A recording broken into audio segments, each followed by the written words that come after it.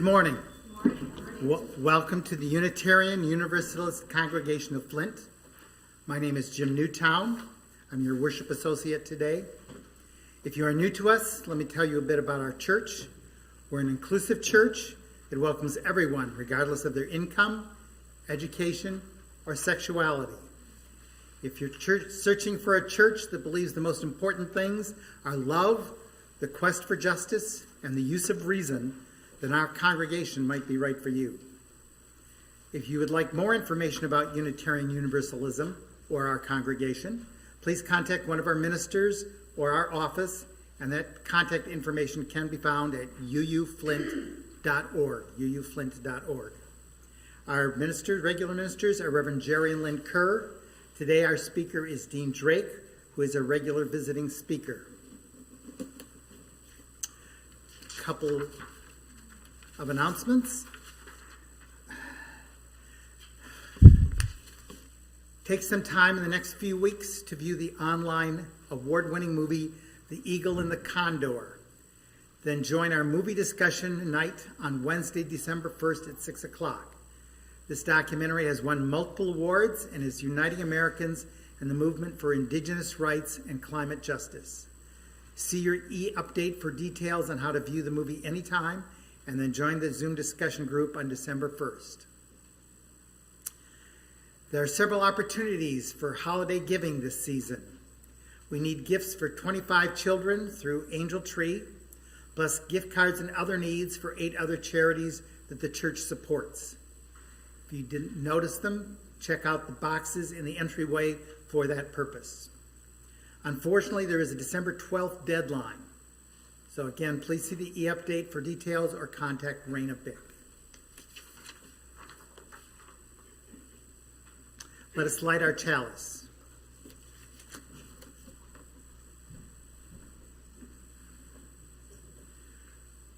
We light this flame for the third principle of Unitarian Universalism: acceptance of one another and encouragement to spiritual growth in our congregations.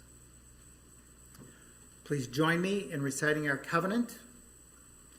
Recognizing the richness of diversity, the beauty and wonder of shared worship, and the transforming power of love and service, we gather as a sacred, intentional community to freely seek knowledge and truth, to celebrate the fullness of life, and by our actions to increase goodness and justice.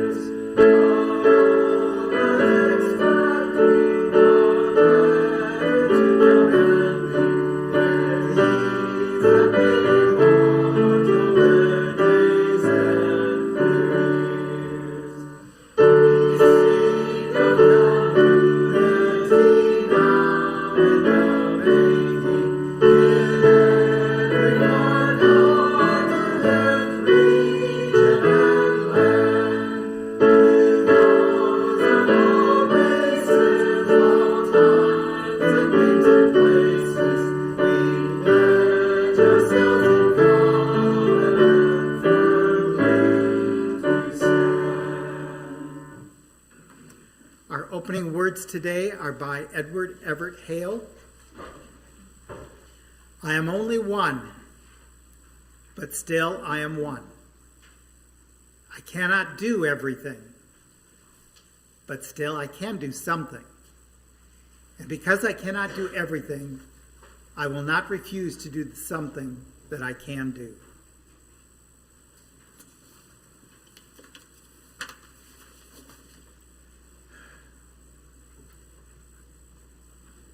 So for meditation, let us open our minds and hearts to the place of quiet, to the silent prayer for the healing of pain, and the soft, gentle coming of love. If anyone would like to light a candle for joys or concerns, now would be a time to do that.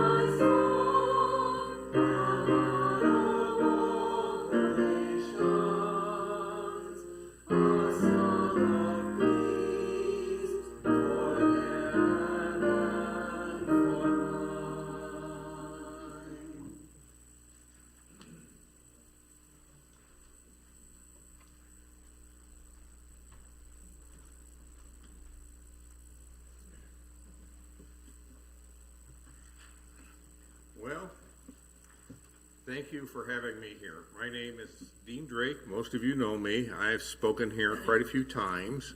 Over the years, I first joined this church in 1973 and have had some interesting journeys along the way, including trying to get a Unitarian Universalist Christian church started in Fenton, Michigan. But my life is always changing, and it brought me back here during the pandemic when I had one of the most unnerving experiences in my life, which was trying to preach to that camera up there. I am certainly glad to be back again with real live people, and I have noticed you've made quite a few changes in the service and the arrangement and everything, and it prompted me to remember a line from Star Trek, which I will paraphrase a little bit. I know Unitarians, they just love to change things. So if I seem to be a little uncomfortable today, it's a lot of causes, but one of them is the changes. For our readings this morning, I picked a couple. The first one from Marianne Williamson, and it wasn't until after I picked the quote that I realized she's a native of Michigan. Until we have met the monsters in ourselves, we keep trying to slay them in the outer world, and we find that we cannot. For all the darkness in the world stems from the darkness in our heart, and it is there that we must do our work. And from an old friend of mine, Possum, we have met the enemy, and they is us. Now, in preparation for today's sermon, I once again learned a universal truth. We are all getting older. Now, don't get me wrong, I certainly prefer getting older to that one other alternative that the universe offers.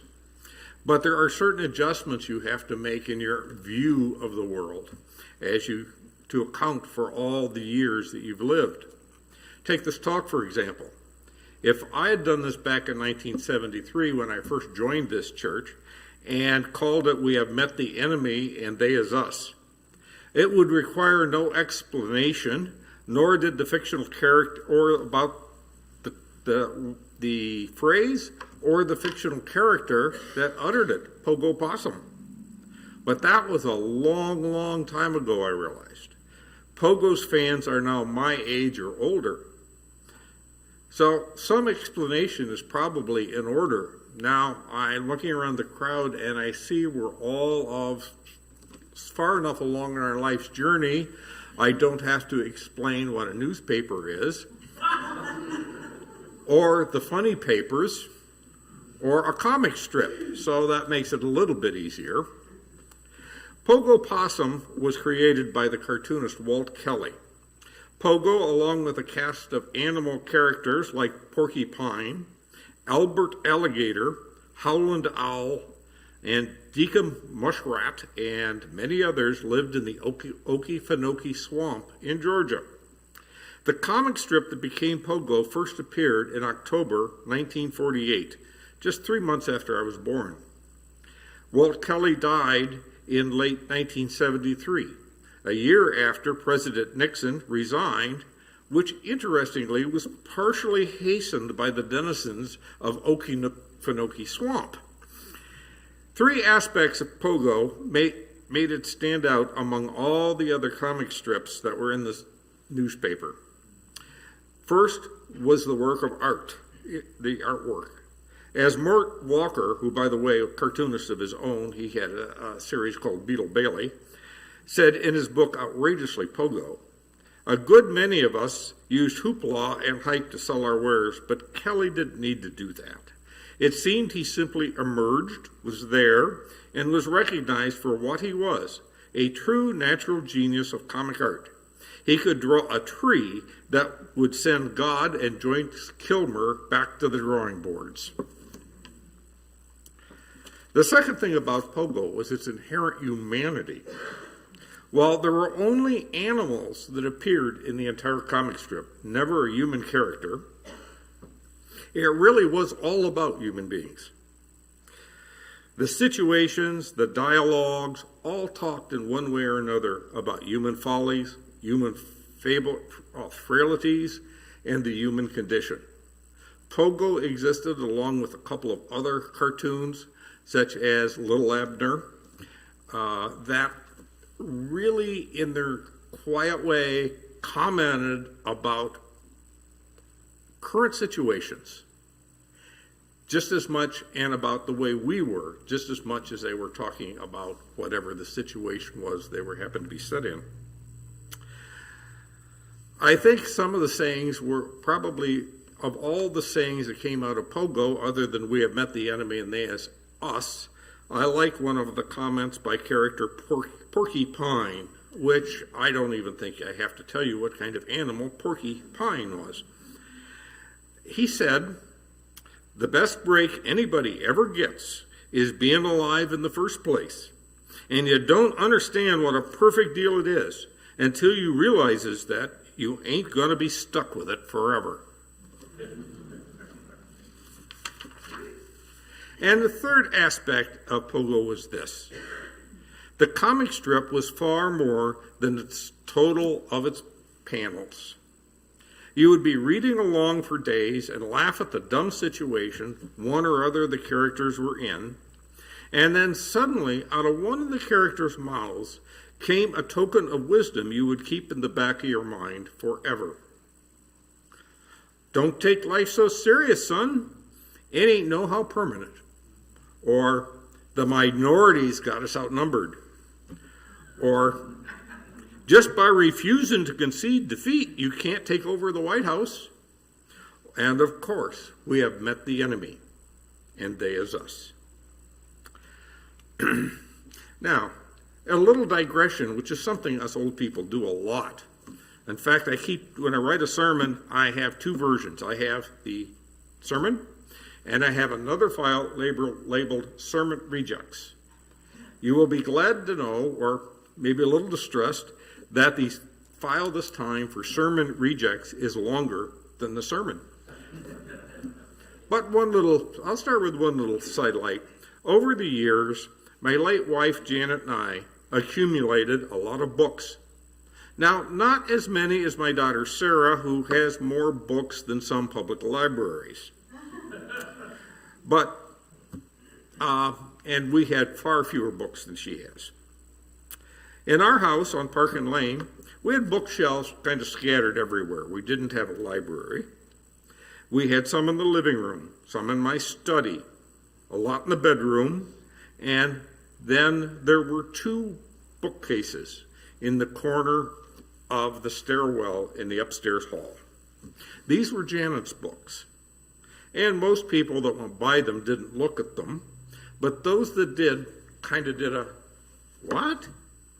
Because you see, the first bookshelf, from floor to ceiling, was filled with books about the Holocaust. The second bookshelf, from floor to ceiling, was filled with books about religion and self-help.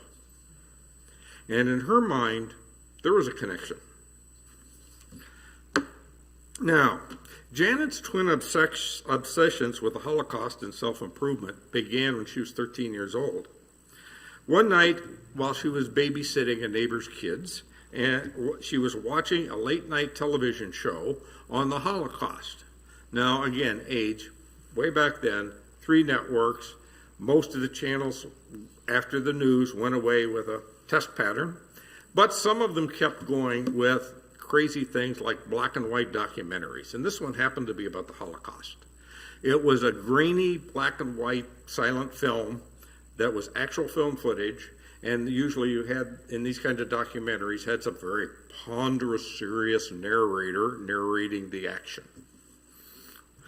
So it was very typical of that kind of documentary, in the dark, in the middle of the night. That night, she watched pictures of men, women, and children being taken off the trains and led to gas chambers. She saw the emaciated prisoners that barely looked human. She watched as bulldozers piled up naked bodies of the dead that were to be burned or buried. This at the age of 13, and this, believe it or not, on television. These images stayed with her for the rest of her life. It disturbed her profoundly. Until then, she had no idea that this had ever happened. Keep in mind, we're talking about not that long after the war. History classes didn't get that far. And people really didn't talk about it. Her father served in World War II. He enlisted in late 1941, was trained in England, landed on Normandy Beach 2 weeks after D-Day, and stayed in the army and proceeded all the way through to central Germany, and along the way participated in liberating some of those camps. He never said a word about it. So it wasn't until that night that she knew that the German people had committed mass murder on an industrial scale. What was particularly disturbing to her is her family was German on both sides. She grew up in a Lutheran church whose liturgy was spoken in German well into the 1950s. She was proud to be a German American. And that night, at the age of 13, she was confronted with what the German people had done just a few years before she was born. And she realized she was confronted with the horror that the German people themselves had to face and come to grips with just 3 years before she was born. She had met the enemy, and it was her. True, she wasn't born until 3 years after the war. She and her parents were all born in the United States, but she also recognized that the people who did this, the ones that set the policy, the others who ran the camps, and the many, many other Germans who simply ignored what was happening, were kin of hers. But for a few couples in the late 1800s who had gotten on a boat, crossed the Atlantic, and settled in a little town called Jeromesville, Ohio, her parents could have been two of those Germans that were responsible for that mass murder. In Janet's mind, her German heritage implicated her in the crime. But being of German descent, she was determined to be methodical and thorough in her approach to dealing with it. There were simply two tasks. Not a problem. Her first task was to figure out why the Holocaust happened, what led otherwise civilized people to follow an evil leader to the edge of hell and then turn a blind eye to the horrors he committed. Thus, she created the bookshelf of Holocaust books.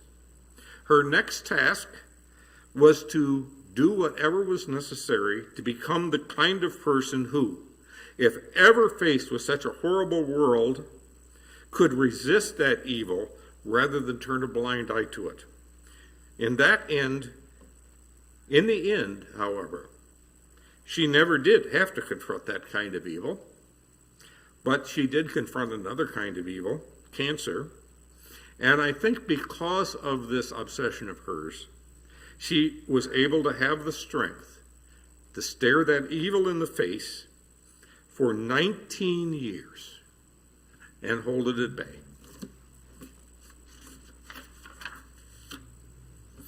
Although we can never totally understand the Holocaust, historians have identified a number of causes, and these causes now were not just restricted to the people in the borders of Germany or people of German descent.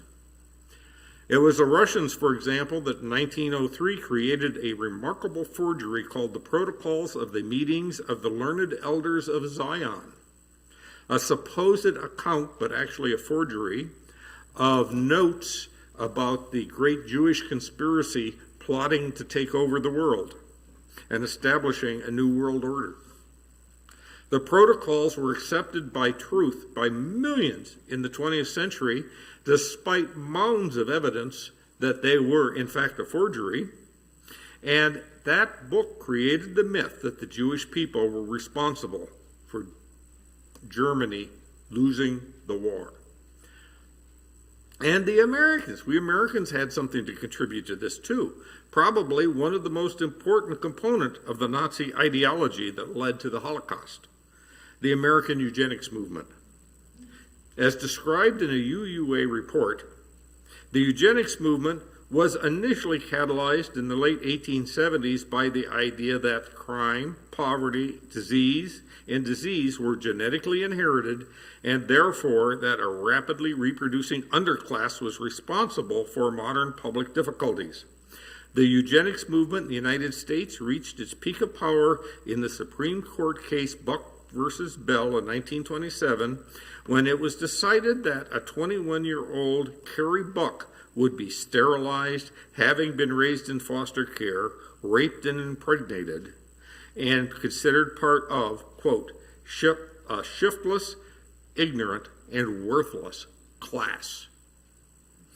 2 Supreme Court justices in the majority were Unitarian. That's why this report was written. The report goes on to say, many Unitarians and Universalists participated in the eugenics movement of the early 20th century. Once again, we have met the enemy, and they is us.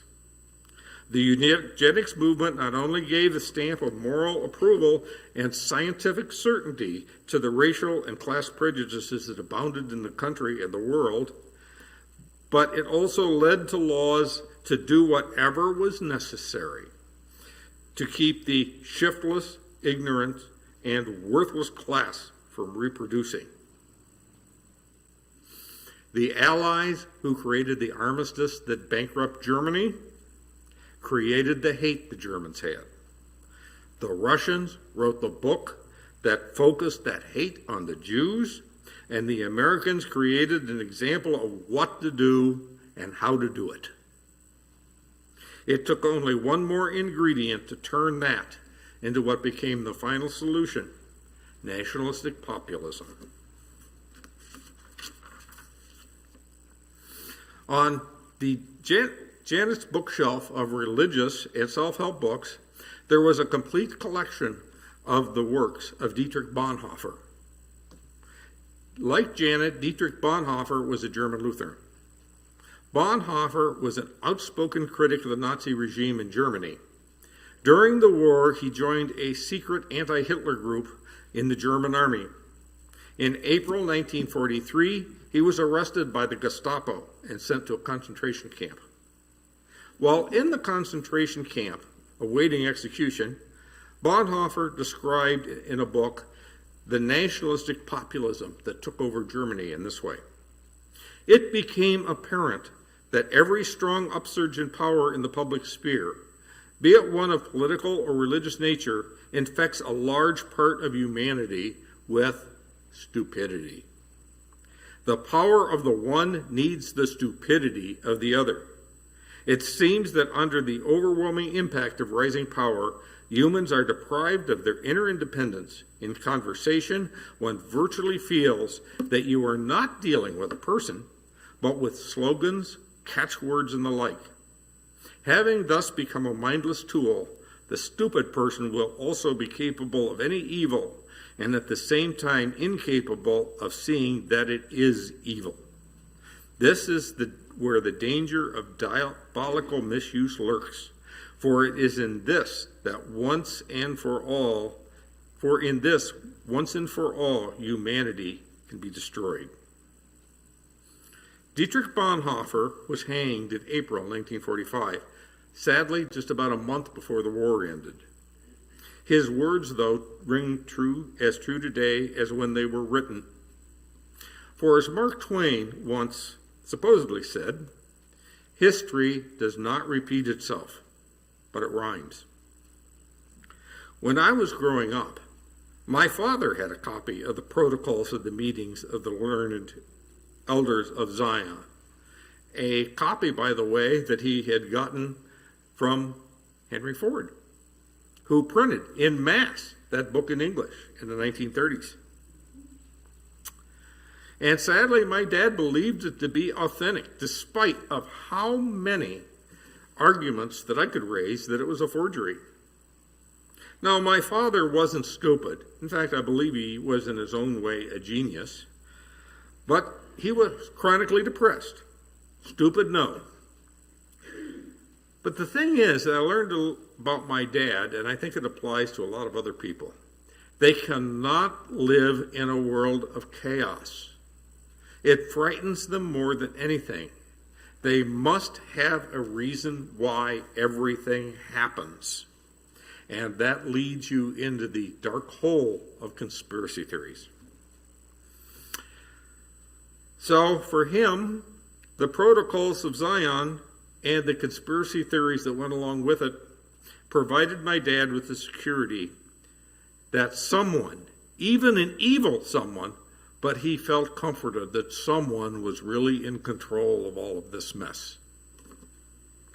And so with that kind of a background, you can imagine my sense of deja vu when I read a CBS report on QAnon. According to CBS, QAnon purports that America is run by a cabal of pedophiles and Satan worshipers who run a global sex trafficking ring operation, that former President Trump is the only person that can stop them. The information supposedly comes from a high-ranking government official who posts cryptic clues under the name of Q. Now, as an aside, I'm a big Star Trek fan, and you know never to trust somebody named Q. But QAnon exists as a kind of parallel history in which a deep state took over decades ago. An all-encompassing theory of the world that appears to tie together and explain everything from Pizzagate to ISIS to the prevalence of mass shootings and the JFK assassination. This article went on to say that QAnon followers believe the military recruited Donald Trump to run for president in 2016 and dismantle the deep state. But the deep state, which controls the media, quickly tried to smear him through fake news and unfounded allegation of collusion with Russia. Q goes on to insist that despite the deep state's best efforts, however, Mr. Trump is winning, and that Q is releasing sanctioned leaks to the public in order to galvanize them ahead of the storm, which is the moment when the deep state's leaders are arrested and sent to Guantanamo Bay. QAnon believers call this process the Great Awakening. Well, since then, Q predicted that John Kennedy was going to come back to life in Texas, and a lot of QAnon followers went down there to welcome him, but that didn't happen. But the beliefs of QAnon and their followers are fundamentally the same beliefs I grew up with, listening to my father and his conspiracy theories. They are fundamentally an updated version of the protocols of Zion. In fact, the two are so similar. If I were a betting man and there was a betting pool on who Q really was, I'd put my money on he's a Russian. The Nazis industrialized mass murder, and the result was the Holocaust. But today, the internet is industrializing mass indoctrination, and the death of democracy may well be the ultimate result. We are faced with a challenge.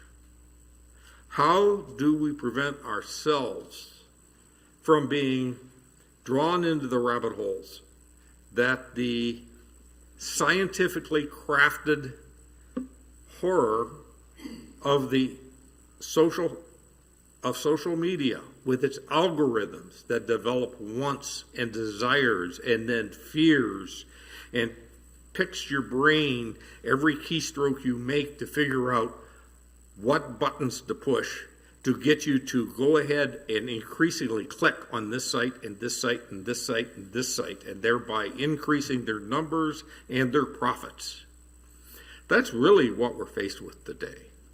And I think because the internet and its evil is so fundamentally intertwined with what we want and need, It is the ultimate in the example of, we have met the enemy, and they is us.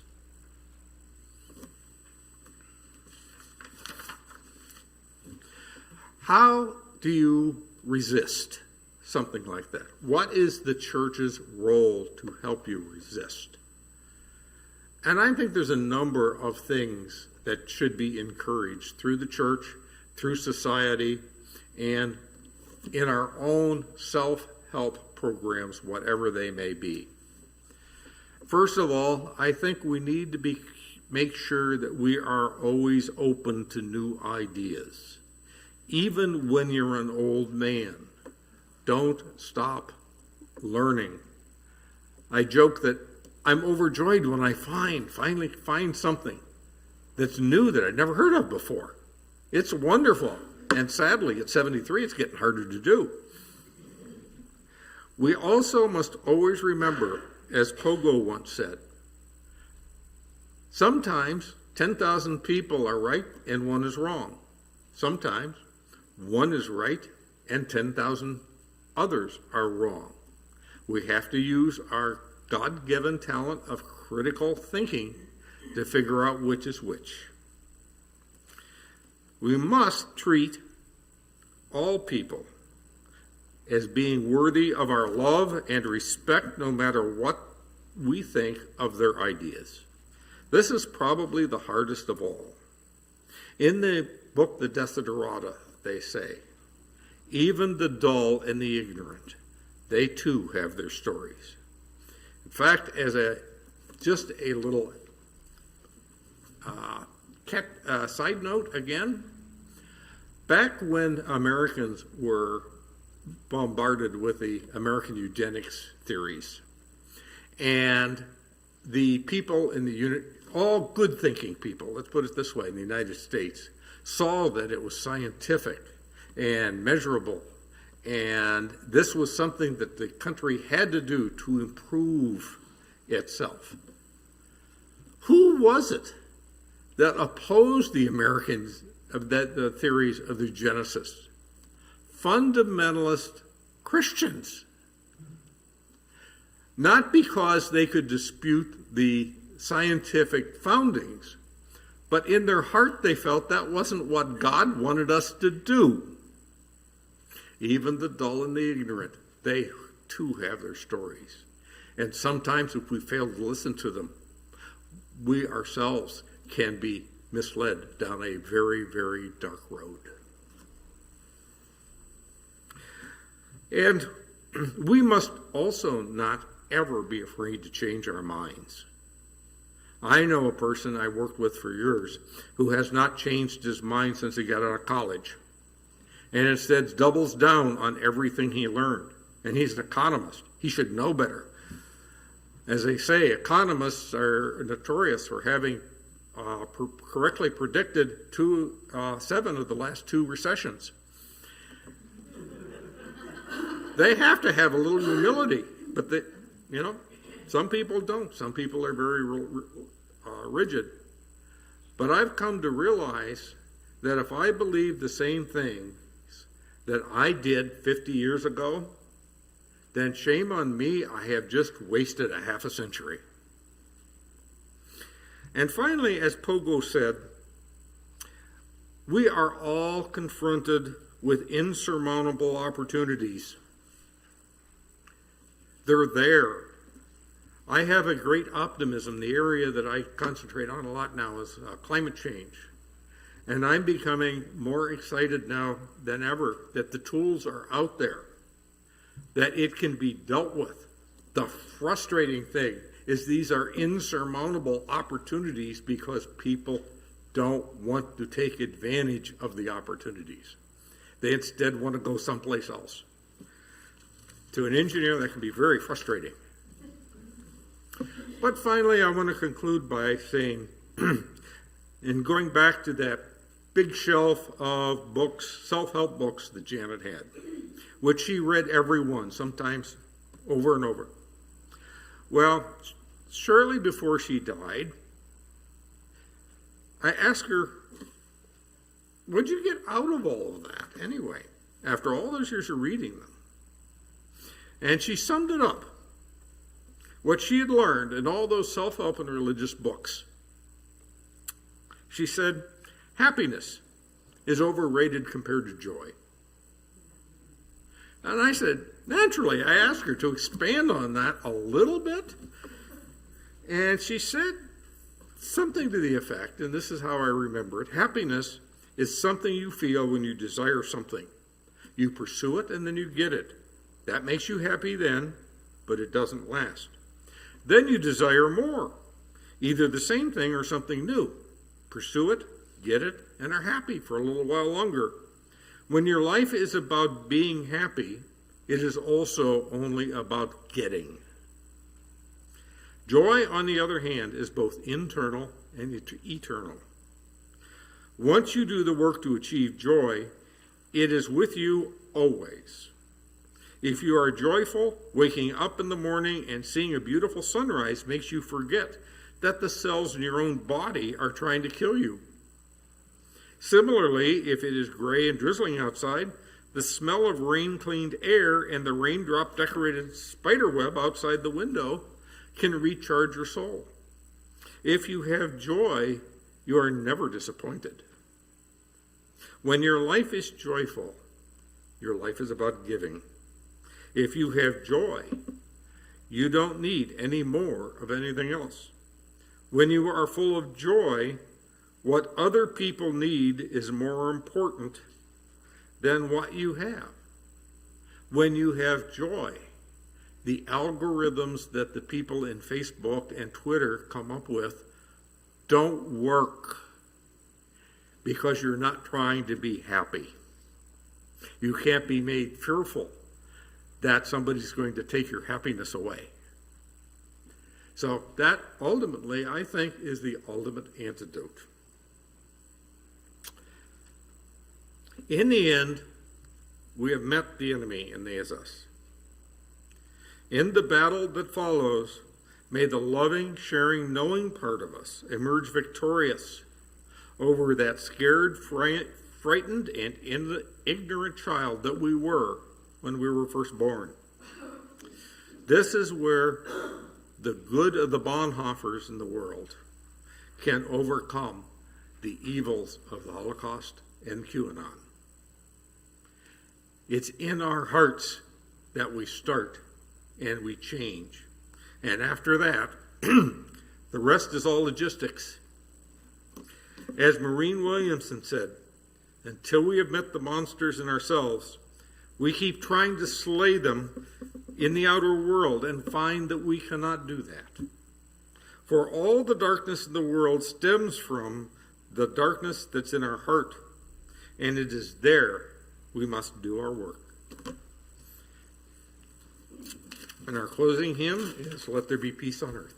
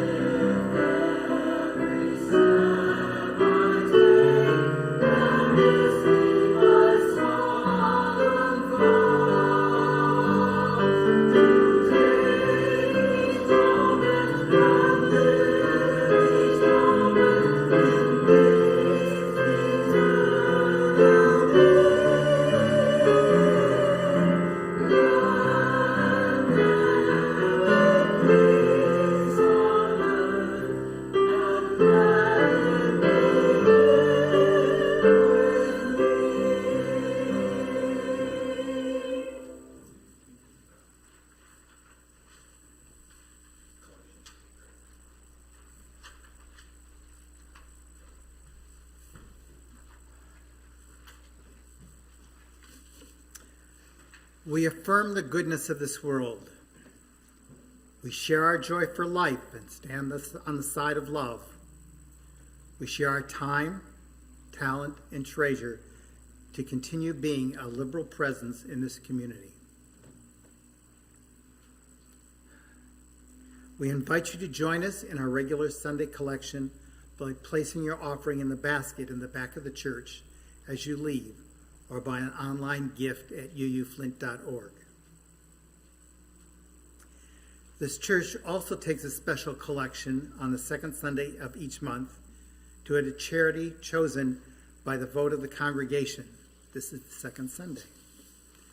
Today we are fortunate to have with us Petra Kersey from the YWCA to talk about the program that we are supporting with our second Sunday collection. There's a separate basket at the back of the church where you can put your contribution to that.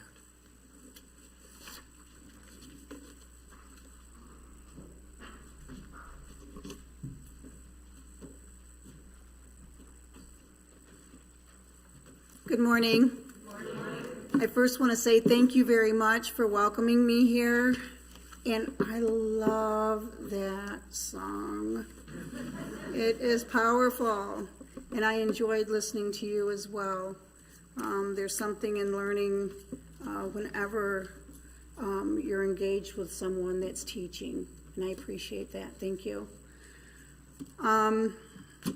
I just want to say thank you for your love and your interest in wanting to learn how the YWCA serves our community. The YWCA's motto is eliminating racism and empowering the women, and children that enter the YWCA Safe House. My position at the YWCA is a residential advocate, and I receive first glimpse on the women and children that enter the Safe House for housing. They are broken, they are fearful, confused, with little hope when entering the Safe House. But upon leaving, they are stronger. They know that they are no longer alone, and they do receive empowerment and the knowledge of many resources that they weren't aware of that are available in our community to get them to start their new journey in life. We serve approximately 500 women and children a year. Together, we develop a plan. They learn new problem-solving techniques. Next, they take action. The YW provides housing, food, and all necessities that are needed. When they enter, they enter with nothing. And at the Y, they are provided with everything necessary. Most importantly, love. I love my position there. I've been there for almost 11 years, off and on. And I love what I do. I believe that our team there that I work with and my supervisor and the YW as a whole, I am just one little part of the YW, but there are victim advocates that will empower women in receiving the help that's needed in different areas. And it's just a powerful, powerful place to work, and I really enjoy that. So that's what I'd like to share. You're welcome.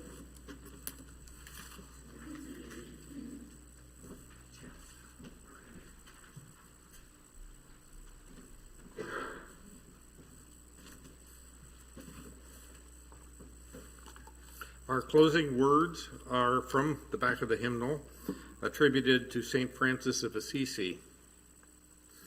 Where hate rules, let us bring love. Where sorrow, joy. Let us strive more to comfort others than to be comforted, to understand others more than to be understood, to love others more than to be loved.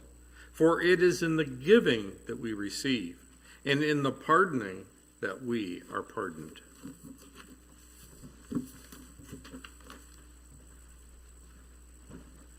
Feel free to join me as we recite our words for extinguishing the chalice. We extinguish this flame, but not the light of truth, the warmth of community, or the fire of commitment. These we carry in our hearts until we are together again.